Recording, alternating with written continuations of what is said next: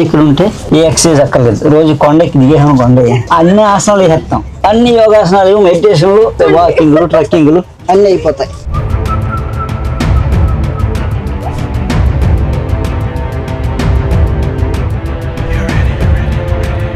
ఆధ్యాత్మిక శక్తి క్షేత్రం ఇది.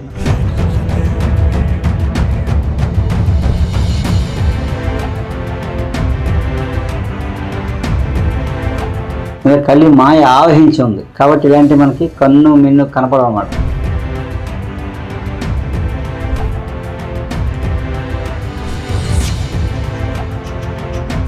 జై శ్రీరామ్, జై శ్రీరామ్. పక్కుంటూ వెళ్ళిపోవడం.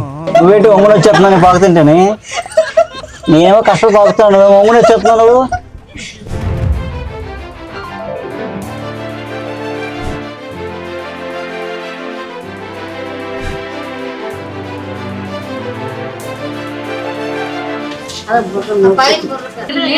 ఓ ఇగో ఈ కన్నం ఉంది కదా, భీముడు కదా, భీముడు కదా.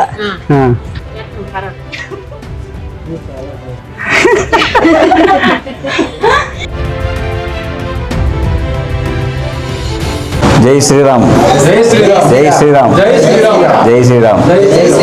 హరే రామ రామ రామ హరే హరే, హరే కృష్ణ కృష్ణ కృష్ణ హరే హరే. జై శ్రీరామ్. ఇది నీలంరాజుపేట, అంతా గిరిజనులు అందరూ. నేను ఈ ఊరు వచ్చి 18 ఏళ్ళు అయింది. సారిపిల్లి వచ్చి 18 పోయినది.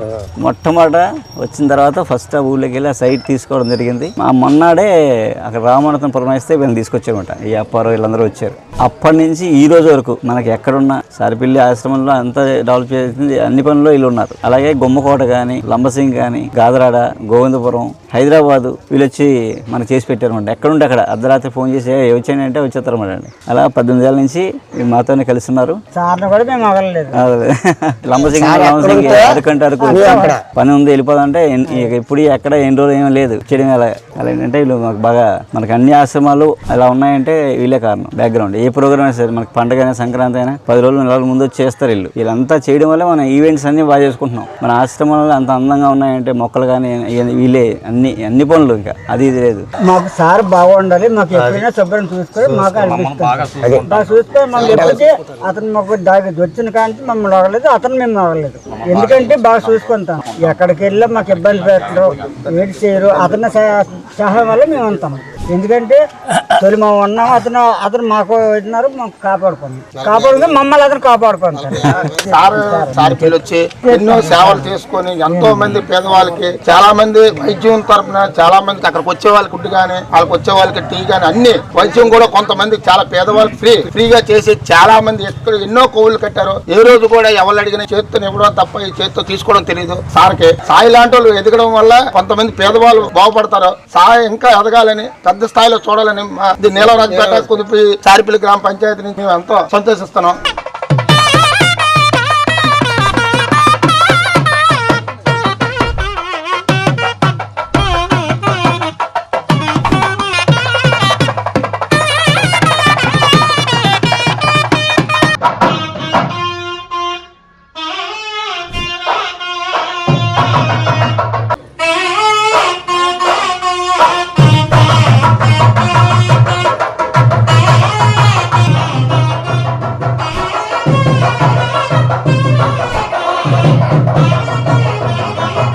ఈ స్వాగతం రవివర్మకి కాదు, రవివర్మ అనేది చాలా చిన్నవాడు.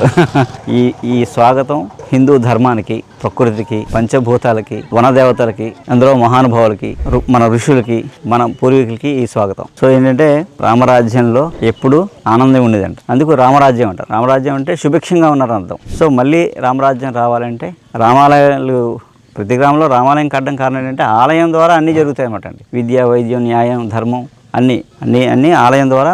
రామాలయం ఉండాలంటే మళ్ళీ రామరాజ్యం రావాలంటే మనం రామాలయాల్ని నిర్మించుకోవాలి. హిందూ ధర్మాన్ని కాపాడాలి. హిందూ మతం కాదు, ఇది హిందూ ధర్మం. ఆ ధర్మం 4 పాదాలు నడిచినప్పుడే రామరాజ్యం వస్తుంది. అందుకు ఆ ధర్మానికి, హిందూ ధర్మానికి స్వాగతం.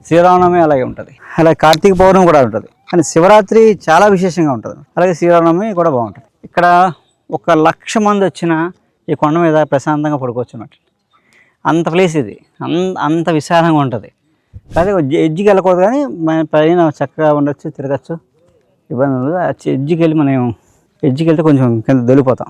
అలా జాగ్రత్త తీసుకుంటే బాగుంటుంది. అలాగే ఇక్కడ భీముని గుహ అని ఉంటుంది. రండి గుహలోకి వెళ్దాం. రండి రండి రండి.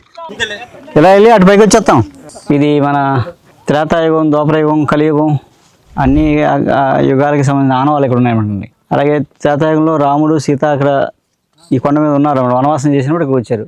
పాండవులు అరణ్యవాసం చేసినప్పుడు కూడా ఇక్కడ వచ్చారని చెప్తారండి. ఇది భీముని గుహ అని పిలుస్తారు.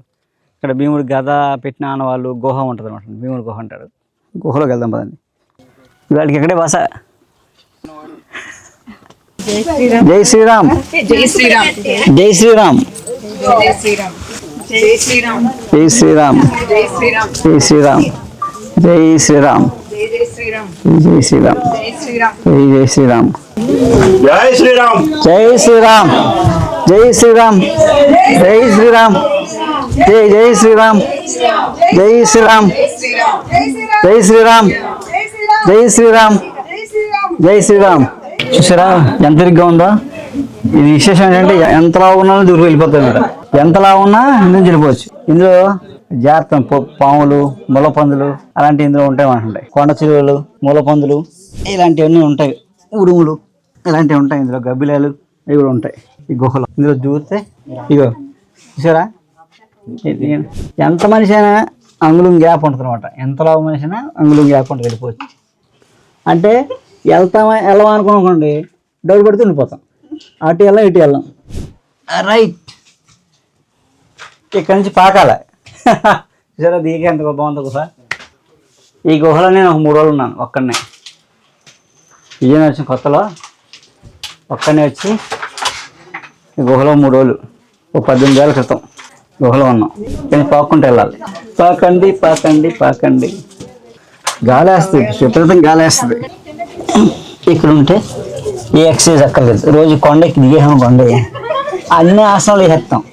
అన్ని యోగాసనాలు, మెడిటేషన్లు అన్నీ అయిపోతాయి. వాకింగ్లు, ట్రెక్కింగ్లు అన్నీ అయిపోతాయి. జై శ్రీరామ్, జై శ్రీరామ్. పాక్కుంటూ పాక్కుంటూ వెళ్ళిపోవడమే. నువ్వేంటి ఒంగుని వచ్చేస్తున్నాను పాకుతుంటేనే. నేనేమో కష్టపడి పాకుతాను, నువ్వేమో ఒంగుని వచ్చేస్తున్నావు.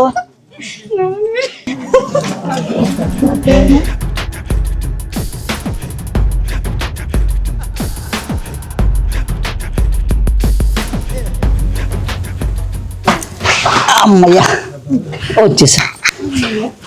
Right right. అమ్మయ్యా ఇక్కడే విశాల ఒంగుని వెళ్ళాలి. అక్కడ పాకేమో ఇక్కడ ఒంగుంటా వెళ్ళాలన్నమాట. రైట్. ఈ మాత్రం వెళ్ళినా నడ్డి ఇరిగిపోద్ది, పైకి లేదా గుండు పగిలిపోద్ది.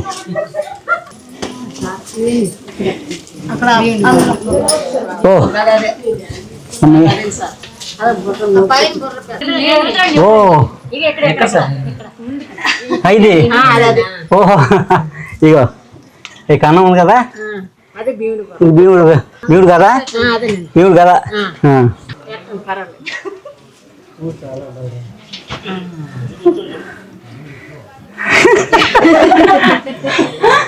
అలా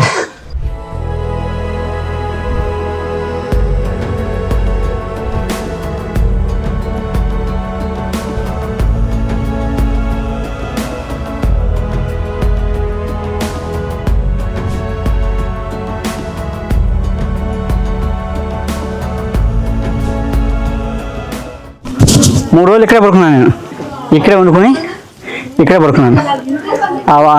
ఆ కొలంలోకి వెళ్ళి నీళ్ళు తెచ్చుకుని ఇక్కడే స్నానం చేసి ఇక్కడే ఉండి ఇక్కడ వండుకు తిని ఇక్కడే పడుకున్నామట 3 రోజులు. అది దుర్గవేరు కొండ, ఇది రామతీర్థం. నెక్స్ట్ గురుభక్తుల కొండ దిగుతాం మనం. జైన్ గుహలు ఉంటాయి, దానికి బౌద్ధ స్తూపాలు, దుర్గాదేవి విగ్రహం గుహలో ఉంటుంది అన్నమాట. గోవర్ధన్ గిరిలా ఫీల్ అవ్వచ్చు మనం. బాహుబలి బాహుబలి బాహుబలి 3 వర్షం వస్తే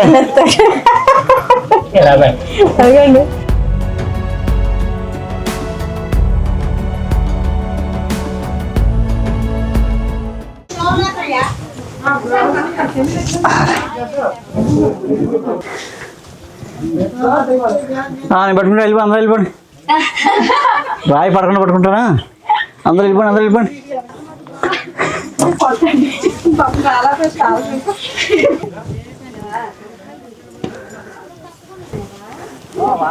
పదండి, వెళ్ళిపో, పైకి వెళ్ళిపో.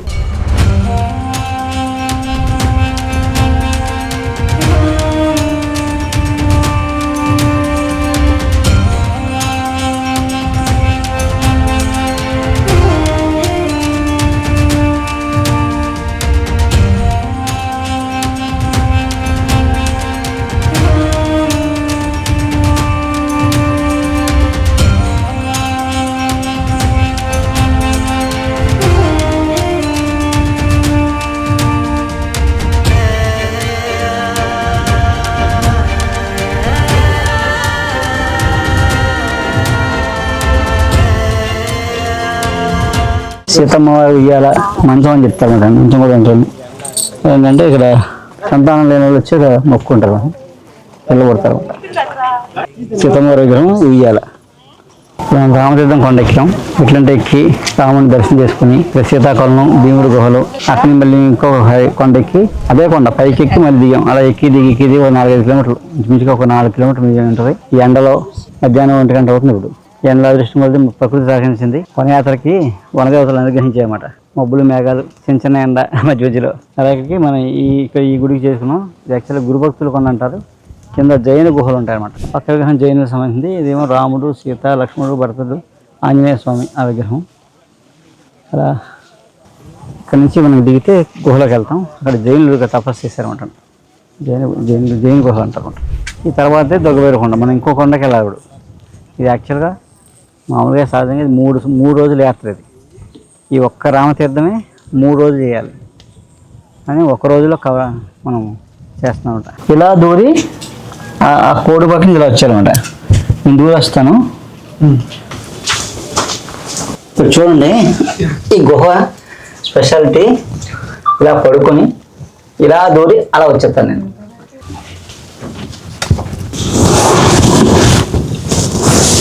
ఇవన్నీ ఏంటంటే చిన్న చిన్న గుహలు. ఇవన్నీ చాలా విచిత్రంగా ఉంటాయి. మామూలుగా ఈ కొండంతా కూడా పైన ఉయ్యాల అమ్మవారు, ఇక్కడ ఏదో మంచం కూడా ఉన్నదంటారు. సంతానం లేని వాళ్ళు ఇలాగ దంపతులు ఇలా దూరి వస్తారన్నమాట. సంతానం కలుగుద్దని స్పిరిచువల్గా చెప్తారు. సైంటిఫిక్గా చెప్పాలనుకోండి, ఇక్కడ ఉన్న ఎనర్జీ, ఆరా, ఈ రాయలు, ఈ నడక, ఎక్సర్సైజు, ఫిజికల్గా ఎక్సర్సైజు, ఇలా దూరడం, ఇదంతా ఏం జరుగుతుందంటే బాడీలో మగవాళ్ళకి కావాల్సిన టెస్టోస్టెరాన్ హార్మోన్ ఇంప్రూవ్ అవుతుంది అనమాట. అలాగే లేడీస్కి, స్త్రీలకి గర్భాశయ దోషాలు పోతాయి. అంటే హార్మోనల్ ఇన్బ్యాలెన్స్ లేకుండా అయ్యి సంతానం కలుగుద్ది అనమాట. ఇది మన ఇండియన్ సైన్స్, స్పిరిచువల్ సైన్స్. ఇవన్నీ ఏంటంటే ఇవన్నీ ఊరికే ఏదో పుక్కిటి పురాణాలు కాదు, ఊరికే రాసినవి కాదు. ఏంటంటే ఇవన్నీ గతంలో పూర్వీకులు ప్రాక్టికల్గా ప్రూవ్ చేశారు. అవన్నీ ఏదైనా చెప్పుకున్నారంటే వచ్చే ఏమీ లేకుండా చెప్పడండి. ఇవన్నీ పూర్వం జరిగాయి కాబట్టి ఇవన్నీ ప్రాక్టికల్గా ప్రూవ్ అయినాయి. ఎంతోమందికి సంతానం కలిగింది కాబట్టి వాళ్ళు తరం చెప్తూ వచ్చారు.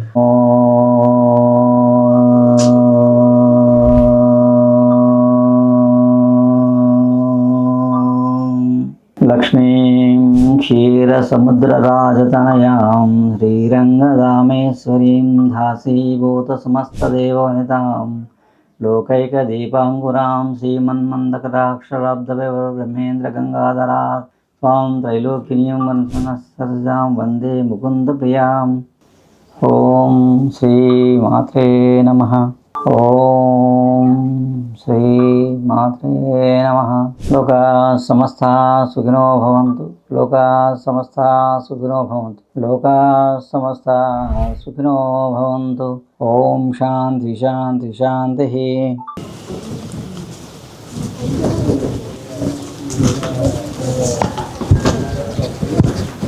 ఇది చెప్పాను కదా, రామతీర్థం కొండ, గురుభక్తుల కొండ, దుర్గ భైరవ కొండ. ఇక్కడ గుహలో అమ్మవారు దుర్గాదేవి విగ్రహం, ఆ రైలు విగ్రహం ఉంటుంది లోపల. ఇది ఇంకా గుహల్లో మన చరిత్ర అంతా గుహల్లో లిఖితమై ఉంటుంది అన్నమాట. అలాగే శిలాశాసనం ఉంటాయి కొన్ని. అలాగే ఇక్కడ గుహలో ఒక అమ్మవారు, అలాగే దేవనాగరి లిపిలో ఒక ఈ మంత్రం ఏదో ఇక్కడ చూసారా. ఇలాంటి ఆనవాళ్ళని పాడు చేయకూడదు అనమాట. మనం ఉంచితే నెక్స్ట్ తరానికి ఇవే మనకి సాక్షిభూతాలు. మన చరిత్ర ఏంటి, మన సంస్కృతి ఏంటి, మన సాంప్రదాయం ఏంటి, ఇవన్నీ ఆరోగ్యానికి ముడిపడి ఉంటాయన్నమాట. ఇవన్నీ కాపాడి మన తర్వాత తరం చెప్తే వాళ్ళు కూడా ఈ బాటలో నడిస్తే సంపూర్ణ ఆరోగ్యంతో ఉంటారు. నిన్ను నూరేళ్ళు సుఖంగా సంతోషంగా ఆరోగ్యంగా ఉంటారు. ఇలాంటి సంస్కృతిని మన తర్వాత తరం చెప్తే అందరూ శతంజీవి. అమ్మవారికి నైవేద్యం.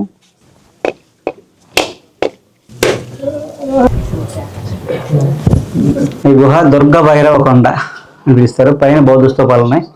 ఇక్కడ దుర్గాదేవి సరే 5 అడుగుల విగ్రహం. అసలు గంభీరంగా అంటే భయపడతామని మామూలుగా ఏంటంటే అలంకరణ చేశారు.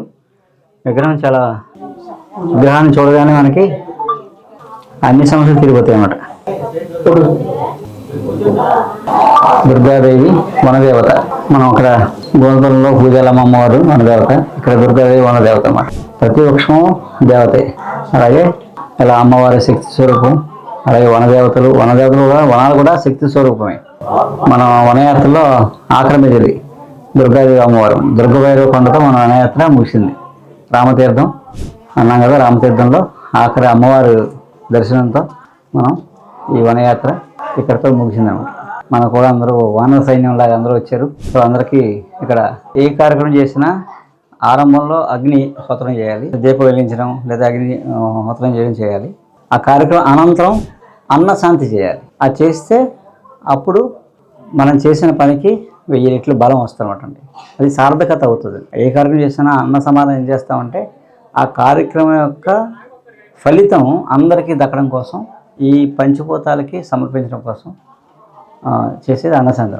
అన్నశాంతితో మొత్తం పంచభూతాలు శాంతిస్తాయి అన్నమాట. మన మీద కరుణ చూపిస్తాం. రామదుర్గం టు రామతీర్థం అనే యాత్ర 8 రోజుల పాటు జరిగిన యాత్ర ఇది. మనం ప్రయాణంలో రామదుర్గం చూసాం. రాముడు, అమ్మవారు, శివుడు, కృష్ణుడు.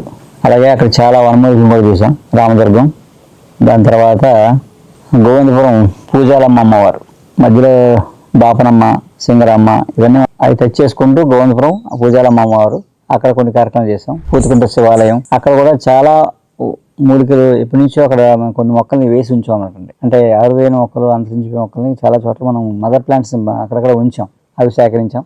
అల్లూరి సీతారామరాజు ఉనికి ఎక్కడైతే ఉందో, ఆయన ఎక్కడ ప్రారంభించారు, ఎక్కడ ఎండ్ అయ్యారు, ఎక్కడ ప్రారంభించారు, ఎక్కడ ఆయన త్యాగం చేశారు, ప్రాణ త్యాగం చేశారు, అవన్నీ మనం చూసాం. అది చూసుకుంటూ లంబసింగి వచ్చాం. లంబసింగిలో రామడోలు కొండకి వెళ్ళాం. రామడోలు కొండ అంతా చూసుకుని మనం పాడేరులో ఉప్ప అనే ప్రాంతానికి లోపలికి వెళ్ళి ఉప్పవనం, అది చాలా పవిత్రవనం అని చెప్పాం. అరకు వచ్చాం. అరకులో ఆ గిరిజనలో ఉండే ఆర్ట్ అన్నీ కళలు అంతరించిపోతున్నాయి ఇప్పుడు. ఆ కళలు ఏంటి, వాళ్ళ సంస్కృతి ఏంటి, వాళ్ళ సాంప్రదాయం ఏంటి, ఇవన్నీ మనం చూడడం జరిగింది. ఎర్రకొండ స్వామి, బొసలకొండ, ఇవన్నీ చాలా కఠినమైన యాత్రలు. ఇవి మనసులో బలంగా లేకపోతే చేయడం. ఎర్రకొండ స్వామి చూసుకుని కాశీపట్నం వెళ్ళాం. కాశీపట్నం చూసుకుని సారిపల్లి, నగరవనం, ఈరోజు అంతా రామతీర్థం చూసుకున్నాం. ఎంత కఠినమైన యాత్ర ముందు మనసులో బలమైన సంకల్పం, పూర్వజన్మ సుకృతం లేకపోతే చేయలేం. అది ఆ థాట్ రావడం కూడా చాలా పూర్వజన్మ సుకృతం వల్లే వస్తుంది అనమాట. అది లేకపోతే కష్టం.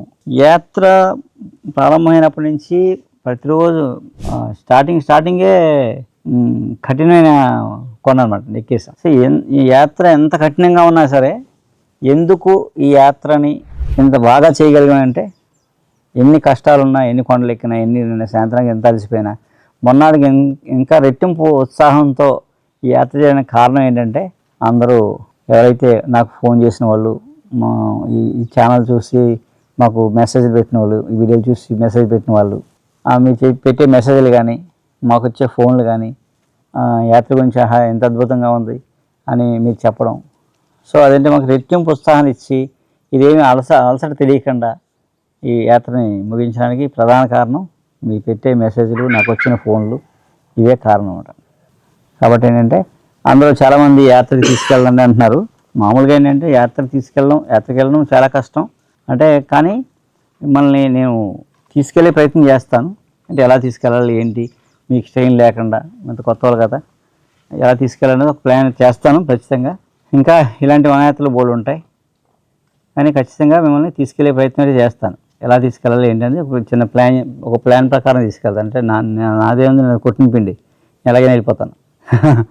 నాకేంటంటే ఈ వనయాత్రలో మా టీంకి అయితే 2 పూటలే భోజనం, నాకైతే 1 పూటే భోజనం. కొన్ని చోట్ల అలా ఉంటుంది. ఎప్పుడైపోయి ఏ టైం అవుతుందో తెలియదు తినడానికి. ఆ టైం దొరకో చెప్పలేము. వండుకోవడానికి అన్నీ ఉన్నా సరే వండుకునే టైం ఉండదు. ఇలా ఎన్నో చిక్కులు అన్నీ ఉంటాయండి. 2 అక్కడ పడుకోవడానికి ఏదైనా అక్కడ మన అన్నీ స్నానం దగ్గర నుంచి, భోజనం దగ్గర నుంచి, పడుకోవడం దగ్గర నుంచి, వెళ్ళే ప్రయాణం, ఇవన్నీ ఏంటంటే ఒక చాలా కఠోరమైన యాత్ర ఇది. అందుకేంటంటే అవన్నీ మీకు ఇంకా సింపుల్గా ఎలా చేయాలో, ఎలా తీసుకెళ్లాలో అలా తీసుకెళ్లే ప్రయత్నం చేస్తాను. ఇప్పటికీ ఇవి వనయాత్ర విశేషాలు. జై శ్రీరామ్. మరో వనయాత్ర కలుద్దాం. నమస్కారం.